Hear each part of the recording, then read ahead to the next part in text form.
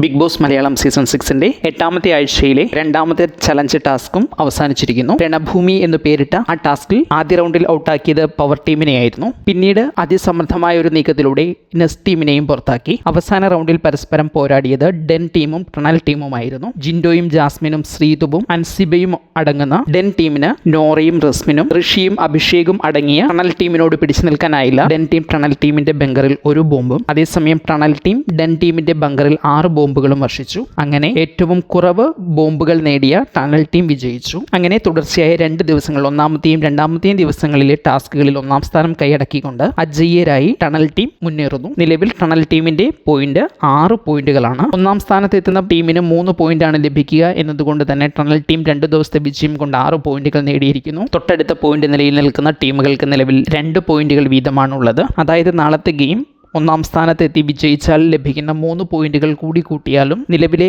2 പോയിന്റും 3 പോയിന്റും ചേർത്ത് 5 പോയിന്റിലെത്താനേ അവർക്ക് കഴിയുള്ളൂ. അതായത് ഡെൻ ടീം, അതായത് ടണൽ ടീം നിലവിൽ വിജയം ഉറപ്പിച്ചിരിക്കുന്നു. അല്ല എങ്കിൽ ഇതിനെ മറികടക്കാൻ തക്ക രീതിയിൽ ബിഗ് ബോസ് മറ്റൊരു ട്വിസ്റ്റ് ഗെയിമിൽ കൊണ്ടുവരേണ്ടിയിരിക്കുന്നു. ഒന്നുകിൽ മൈനസ് മാർക്കോ അല്ലെങ്കിൽ പോയിന്റ് നിലവാരം കൂടിയ ഏതെങ്കിലും ഗെയിമോ പുറത്തെടുക്കേണ്ടിയിരിക്കുന്നു. അല്ലാത്ത പക്ഷം മുടിയനും അഭിഷേകും നോറയും റസ്മിനും അടങ്ങിയ tunnel team Big Boss Malayalam season 6-ന്റെ 3ാമത്തെ പവർ ടീം നിശ്ചയിക്കാൻ കഴിവുള്ള ക്യാപ്റ്റനെ അവരുടെ ടീമിൽ ഒരാളായി തിരഞ്ഞെടുക്കുന്നതായിരിക്കും.